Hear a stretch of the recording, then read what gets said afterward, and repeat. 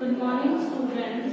आज हम आपकी जो बुक है इंडियन इकोनॉमिक डेवलपमेंट, भारतीय अर्थव्यवस्था का विकास के जो लास्ट चैप्टर है, अंतिम अध्याय है, इसका नाम है comparative development experiences of India and it's neighbour. Bharat और उसके पड़ोसी देशों का तुलनात्मक विकास अनुभव के बारे में अध्ययन कर रहे हैं। तो पिछले वीडियोस में हमने इस चैप्टर से रिलेटेड ये देखा था कि तीनों कंट्रीज में कैसे इकोनॉमिक पॉलिसीज स्टार्ट हुई थी, कैसे डेवलपमेंट स्टार्ट हुआ था, और तीनों कंट्रीज का कंपैरेटिव स्टडी करके देखा था कि जीडीपी में डिफरेंट जो सेक्टर्स है उसमें उनका कंट्रीब्यूशन क्या रहा था।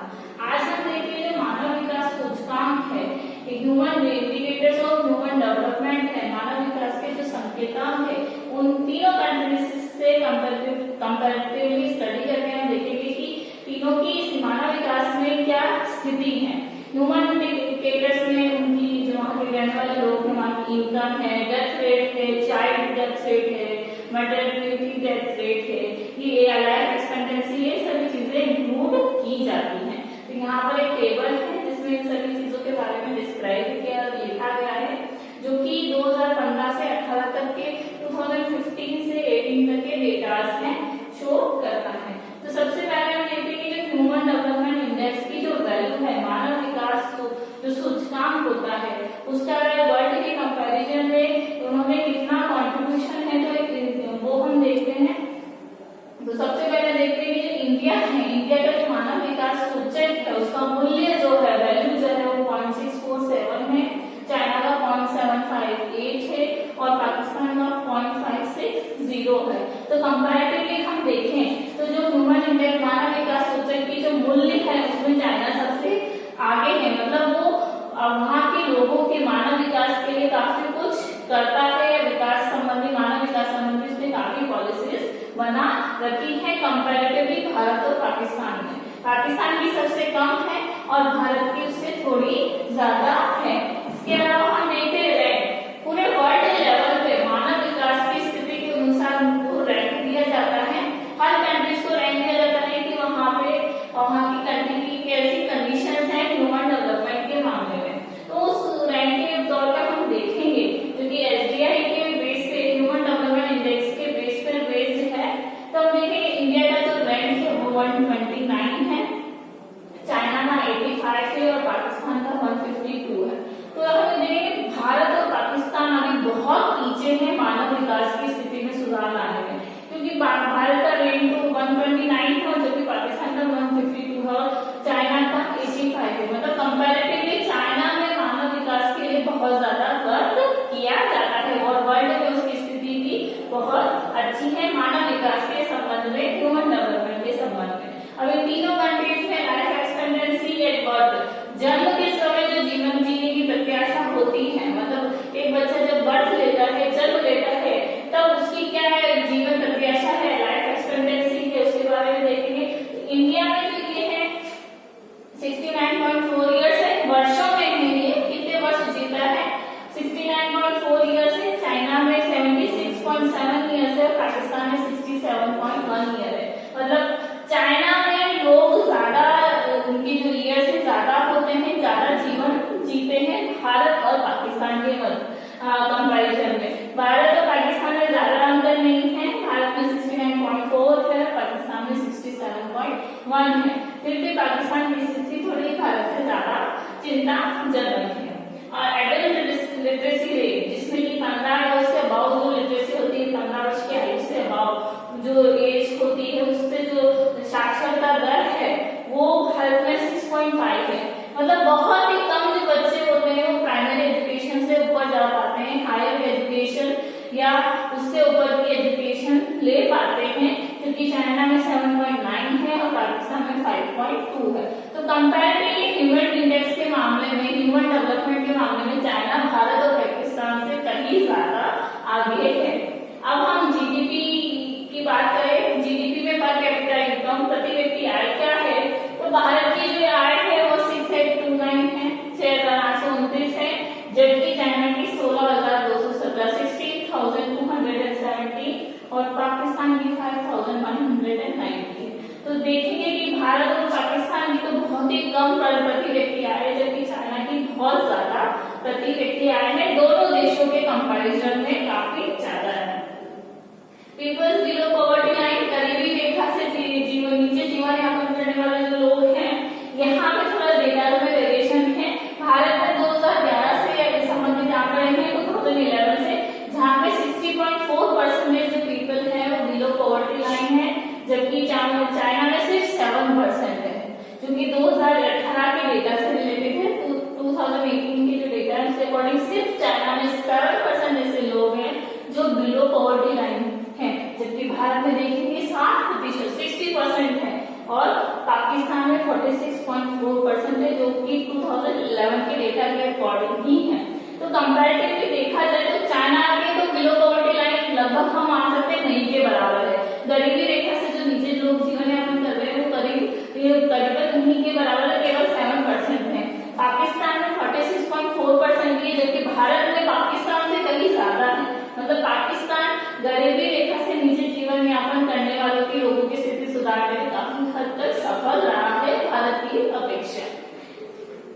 और अब इन्फेंट मॉर्टेलिटी रेट, जो शिशु मृत्यु दर है कि प्रति 1000 बच्चों में कितने बच्चे जीवित रह पाते हैं, उसमें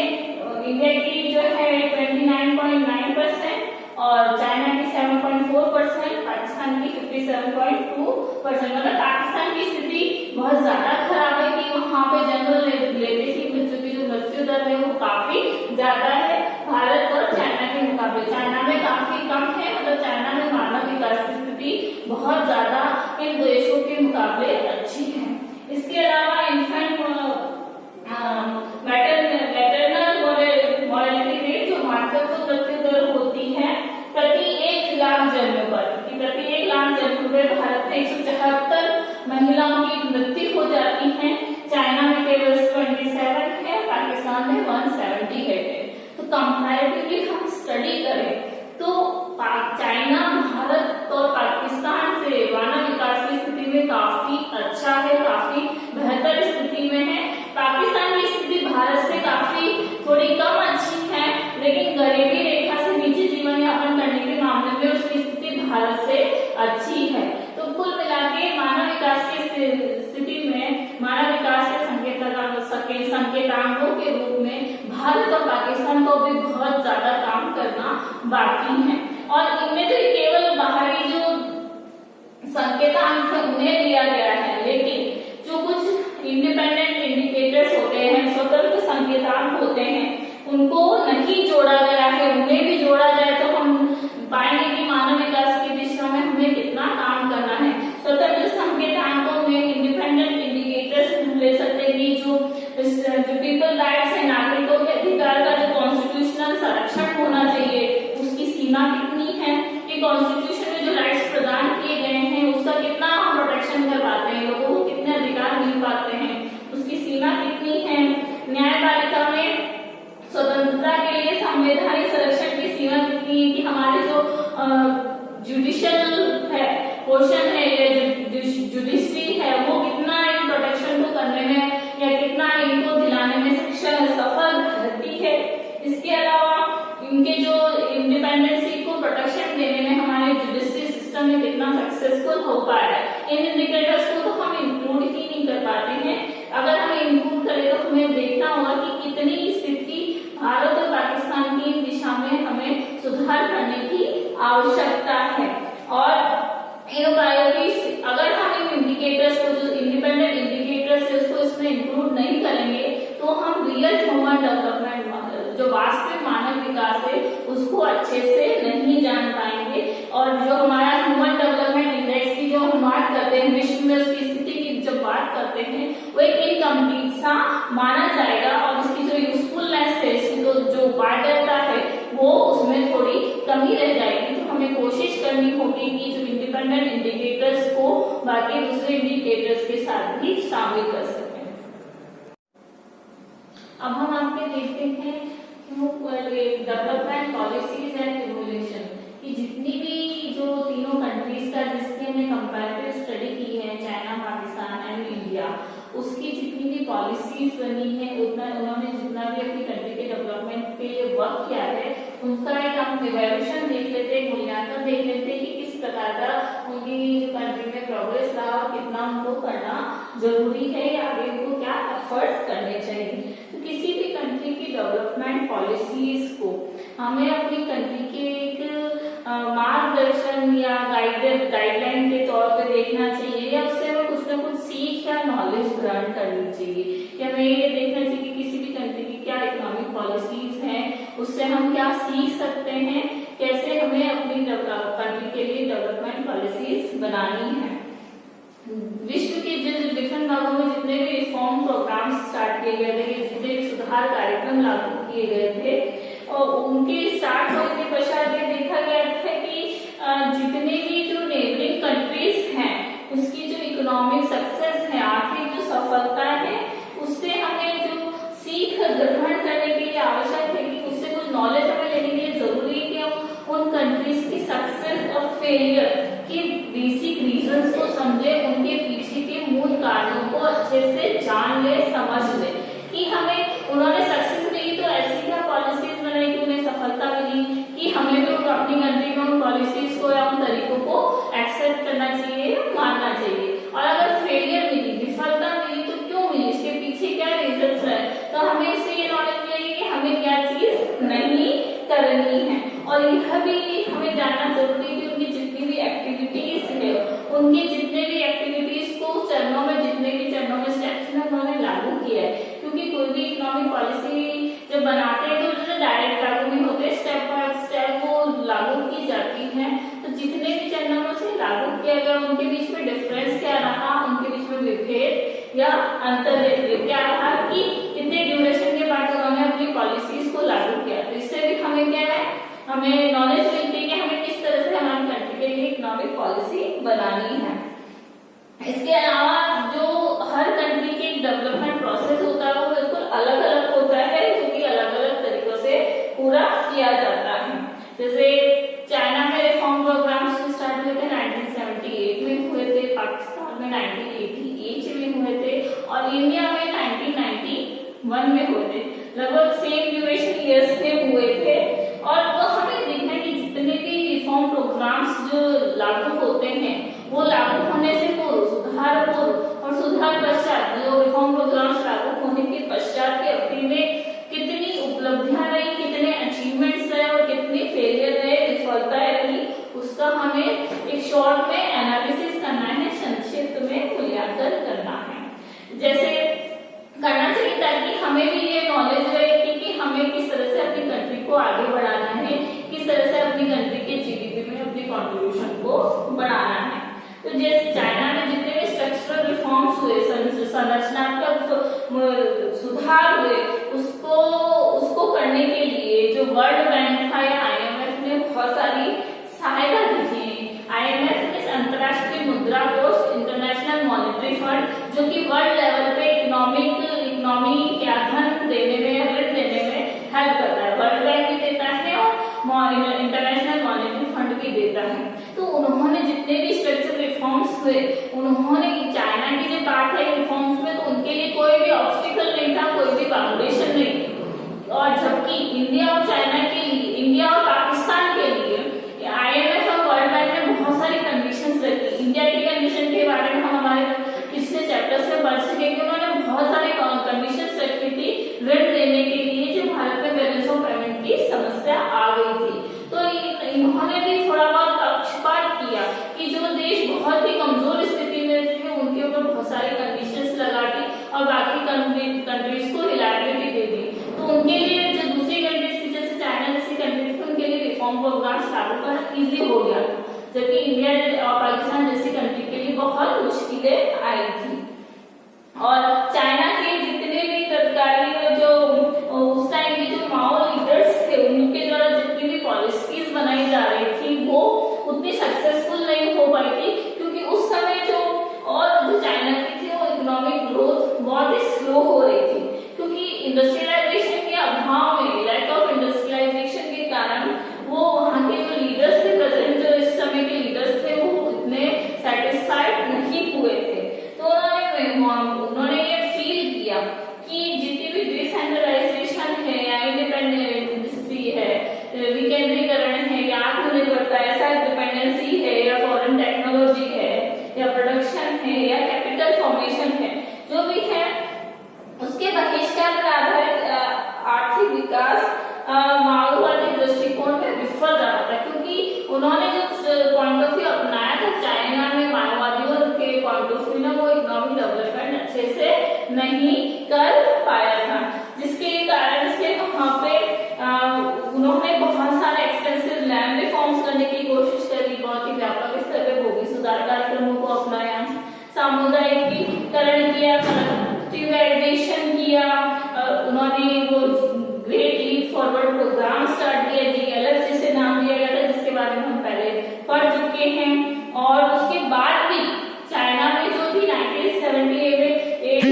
पर कैपिटा इनकम वही थी जो कि 1950 में थी, मतलब ज्यादा चेंजेस नहीं आए थे उस समय तक। जो भी माओवादी रिफॉर्म्स थे जिसके कारण जितने भी प्रोग्राम्स हुए उसमें क्या कुछ कमियों की वजह से वो उतना चेंजेस नहीं ले पाए थे, जितना 1950 में थी उतना ही 1970 के करीब थी। तो इन बीच के इयर्स में भी इतना ज्यादा चेंजेस नहीं आने के कारण वहाँ पे कुछ और जो तरीके सोचे गए जिससे कि आर्थिक विकास की प्रक्रिया को सुचारू रूप से चलाया जाए। तो जितने भी प्रोग्राम्स हुए 1950 से 1980 के करीब उसमें ज्यादा चेंजेस नहीं हुए थे चाइना में। और जो एजुकेशन और हेल्थ सेक्टर था, शिक्षा और स्वास्थ्य क्षेत्र था, उसमें इंफ्रास्ट्रक्चर की स्थापना किए बिना जो लैंड रिफॉर्म्स किए गए या जो लॉन्ग टर्म के लिए डिसेंट्रलाइज्ड प्लानिंग बनाई गई या जो स्मॉल स्केल इंडस्ट्रीज में रिफॉर्म्स करने की जो पीरियड था उसमें सोशल और इनकम इंडिकेटर्स को निश्चित रूप से सुधार हुआ। लेकिन जब वहाँ पे जो शिक्षा का क्षेत्र था, स्वास्थ्य का जो क्षेत्र था, उसमें चेंजेस आए, चाहे लैंड रिफॉर्म्स पॉलिसी उन्होंने बनाई जितनी, या जो भूमि सुधार कार्यक्रम है, या तो दीर्घकालीन केंद्र की योजनाएं थी, या स्मॉल स्केल इंडस्ट्रीज के डेवलपमेंट था। तो इनकम इंडिकेटर्स में कुछ रिफॉर्म्स तो हुआ था, लेकिन जो इससे पहले जो माओवादी दृष्टिकोण था उसमें इतना सुधार नहीं हो पाया था। और जो रिफॉर्म्स के स्टार्ट होने से पहले जो ग्रामीण रूरल पीपल थे, ग्रामीण जो जनसंख्या थी, ग्रामीण सेक्टर्स जो थे, वहां पे बुनियादी स्वास्थ्य सुविधाएं दी गई, उसका लार्ज लेवल पे इसका एक्सपेंशन किया गया, उसका प्रसार किया गया, जिससे कि वहां के लोगों की भौतिक सुविधाओं में बढ़ोतरी हो। कम्यूनल सिस्टम जिसके बारे में हम पढ़ चुके हैं, उसके कारण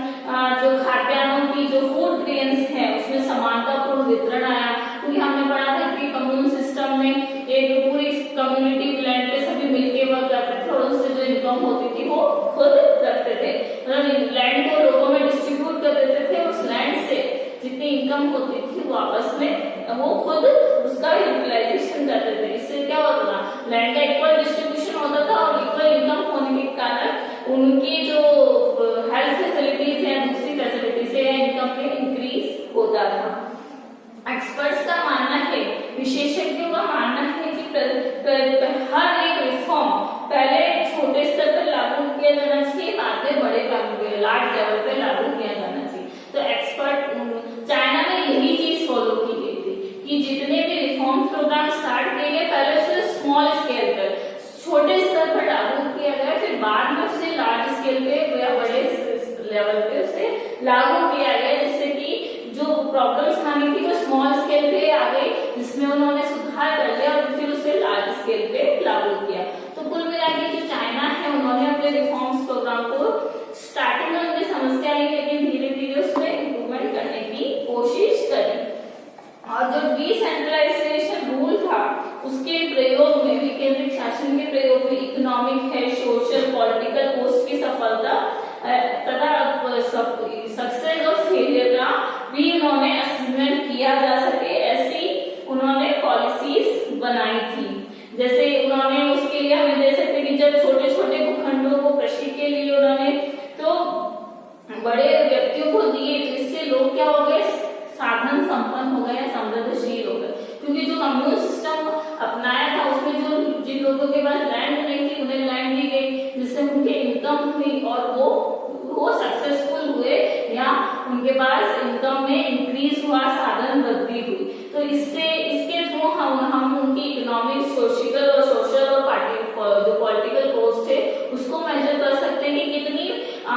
कितना अच्छा सिस्टम उन्होंने बताया था कि लोग आपस में लैंड लेकर, और चाहे लैंड का ऑनर कोई है लेकिन वो गवर्नमेंट के कहने पर किसी और व्यक्ति को वो लैंड दे रहा है और जिससे दूसरा व्यक्ति उसकी इनकम जनरेट कर रहा है। तो ये सारे सिस्टम बहुत ही स्ट्रॉन्ग थे वहां पे, तभी वहां की गवर्नमेंट ये अच्छे से कर पाई। इसके अलावा जिससे ना ग्रामीण जो उद्योग थे, जो रूरल इंडस्ट्रीज थी, उसके उसमें बहुत ही ज्यादा सक्सेस उन्हें मिली और डेवलपमेंट की पोजीशन बनी, और इसी ने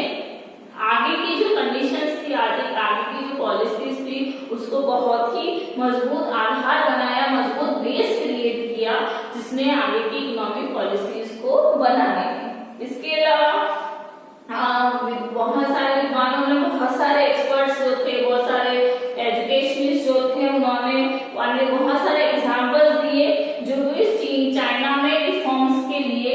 सुधार के कारण रहे। कि चाइना में जितनी भी इकोनॉमिक पॉलिसी बनी, जो पहले की जो माओवादी दृष्टिकोण को छोड़ के बाद की जो पॉलिसी या उससे संबंधित जो पॉलिसीज बनी, उसमें जो सुधार करके जो पॉलिसीज रही, उसमें चाइना के जो डेवलपमेंट रहा वो बहुत ही ज्यादा अच्छा रहा, बहुत ही ज्यादा सक्सेसफुल रहा। और एक्सपर्ट्स के अनुसार माने तो, विद्वानों के अनुसार हम माने तो कि अभी चाइना ने तो बहुत, अपने विद्वानों का मत है कि चाइना ने तो बहुत ही अच्छे से अपने रिफॉर्म प्रोग्राम्स को स्टार्ट किया था, लागू किया था, लेकिन एक्सपर्ट्स का ये भी मानना है कि पाकिस्तान में जितने भी रिफॉर्म्स हुए, इकोनॉमिक रिफॉर्म्स हुए, वो इतने अच्छे से लागू नहीं हो पाए, और उनके जितने भी इकोनॉमिक इंडिकेटर्स थे, आर्थिक जो संकेतक थे, उसमें गिरावट आती गई। हमने भी काफी डेटास की स्टडी की, जिसमें हमने देखा कि हाँ 1980s के करीब जहाँ पाकिस्तान के हेल्थ इंडिकेटर्स या दूसरे जो इंडिकेटर्स है, ह्यूमन इंडिकेटर्स, इनकम इंडिकेटर्स या दूसरे जितने भी इंडिकेटर्स है, भारत से काफी मात्रा में अच्छे थे, स्थिति भारत से काफी अच्छी थी, लेकिन अब वर्तमान में उनकी स्थिति, उनकी राजनीतिक अस्थिरता या पॉलिटिकल इंस्टेबिलिटी के कारण धीरे धीरे गिरावट आती जा रही है।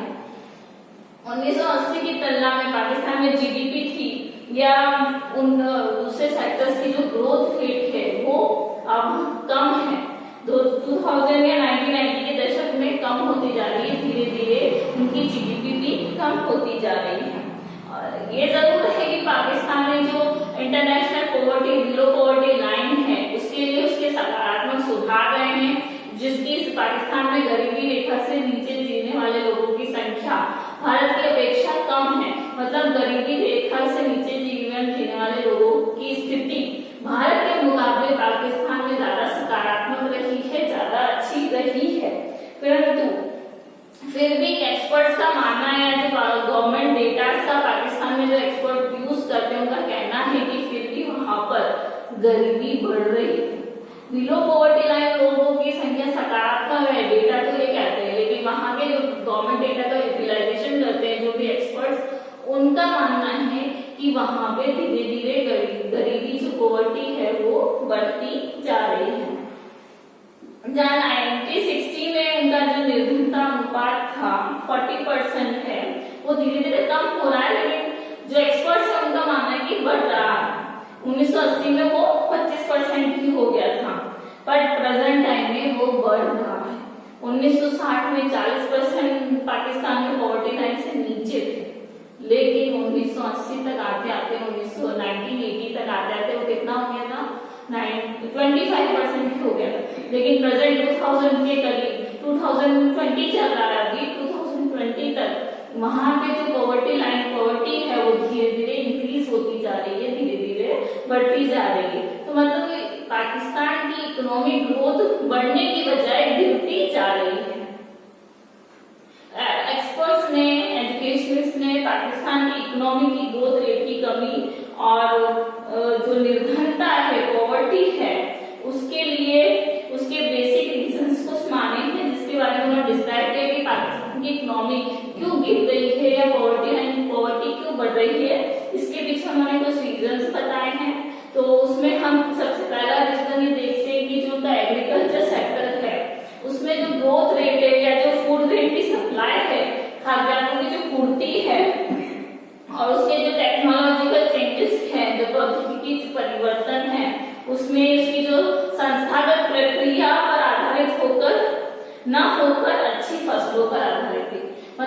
भी एग्रीकल्चर लैंड में रिफॉर्म्स हुए वो टेक्नोलॉजी बेस्ड नहीं थे। जितने भी अगर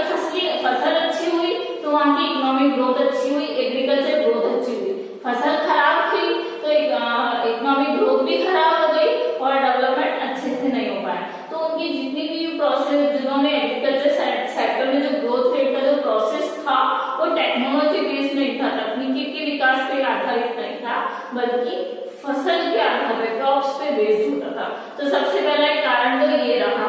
उनकी ग्रोथ रेट के गिरने का। इसके अलावा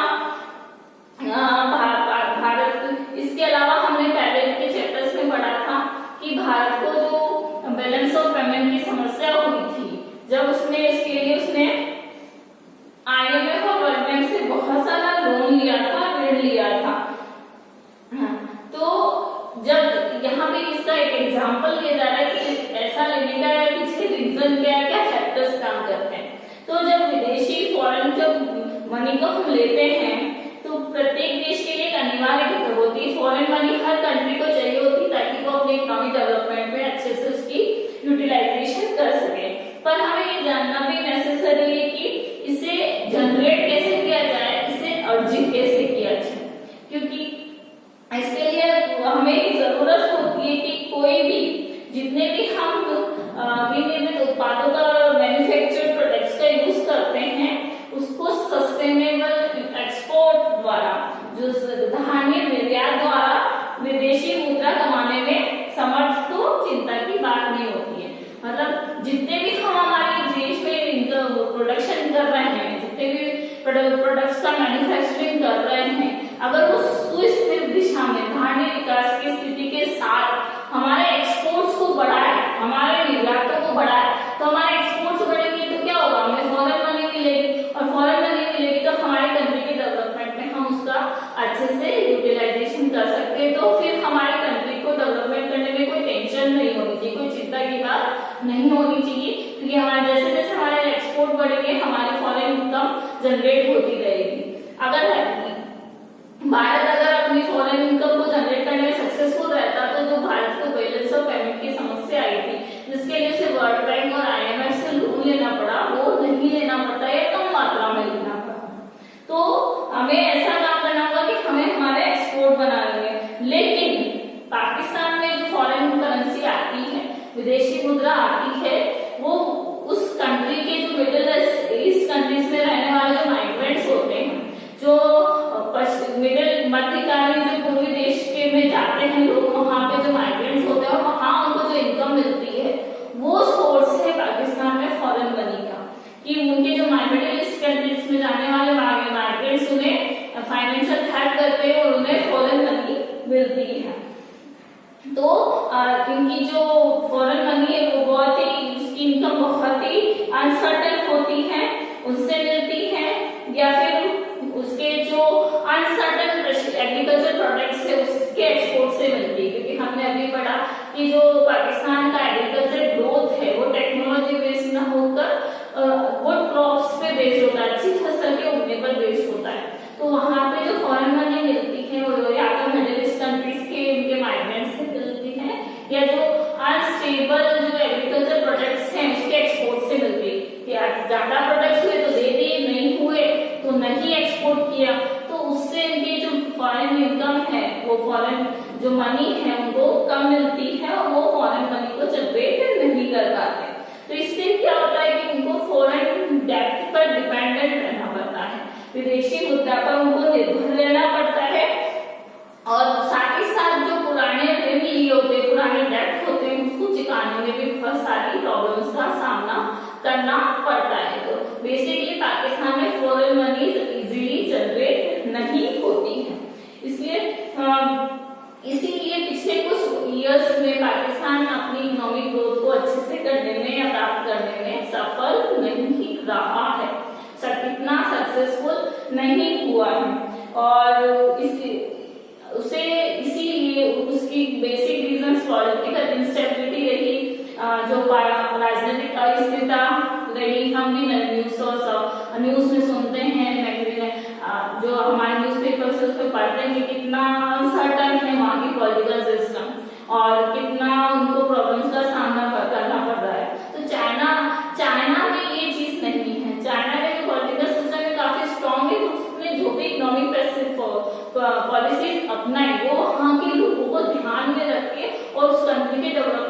ध्यान में रखकर अपनाई, जिससे उनकी ग्रोथ रेट काफी बढ़ती गई। लेकिन पाकिस्तान की सिचुएशन काफी अलग है और इस कारण से और उसने जो भी पॉलिसीज अपनाई हैं वो इतनी सक्सेसफुल नहीं रही हैं। तो कंपैरेटिवली दोनों देशों में चाइना काफी स्ट्रॉन्ग पोजीशन में है और इंडिया की पॉलिसीज के बारे में तो हम काफी कुछ पहले स्टडी कर चुके हैं, तो हम अंदाजा लगा सकते हैं कि इंडिया की स्थिति तीनों देशों के मुकाबले कहाँ है। और अगर हम ईयरली प्लान्स की देखें तो 2019-20 की रिपोर्ट के अनुसार 2017-18 में जीडीपी में 5.5% की वृद्धि हुई, जो पहले से तो अधिक थी लेकिन इतनी ज्यादा भी नहीं थी। और एग्रीकल्चर सेक्टर में जो ग्रोथ रेट थी वो 49% थी और दूसरे बाकी 6.2% रही। तो ये मान सकते हैं कि जो टोटल उनकी प्रोग्रेस रेट की अगर हम बात करें तो वो काफी नहीं है उनके देश की आर्थिक स्थिति के विकास को स्तर को सुधारने में। और कई जो मैक्रो इकोनॉमिस्ट हैं, समष्टि अर्थशास्त्री हैं या अर्थशास्त्र है, उसका मानना है कि जितने भी इंडिकेटर्स हैं वो स्टेबल एंड पॉजिटिव एटीट्यूड की ओर इशारा करते हैं। वो ऐसे इंडिकेटर्स को यूज करना चाहिए कि जो किसी भी कंट्री के लिए पॉजिटिव एटीट्यूड को डेवलप कर सकें। तो इन तीनों कंट्रीज की कंपैरेटिव स्टडी करने के बाद हमने ये देखा है कि कंक्लूजन रूप में हम ये कह सकते हैं, निष्कर्ष रूप में हम कह सकते हैं कि चाइना अन्य देशों के मुकाबले में काफी अच्छी स्थिति में है। जो आर्थिक नीतियां, जो पॉलिसीज बनाई उसमें हर सेक्टर में वो आगे बढ़ रहा है। सेवा, तीनों कंट्रीज, भारत, चीन और पाकिस्तान, तीनों कंट्रीज कृषि क्षेत्र से सेवा क्षेत्र की ओर बढ़ रहे हैं। पाकिस्तान में कुछ उतार चढ़ाव रहे हैं, लेकिन तीनों देशों को अपने देश की जनसंख्या और स्थिति के अनुसार और भी सुधार करने की आवश्यकता है। ये चैप्टर यहीं फिनिश होता है।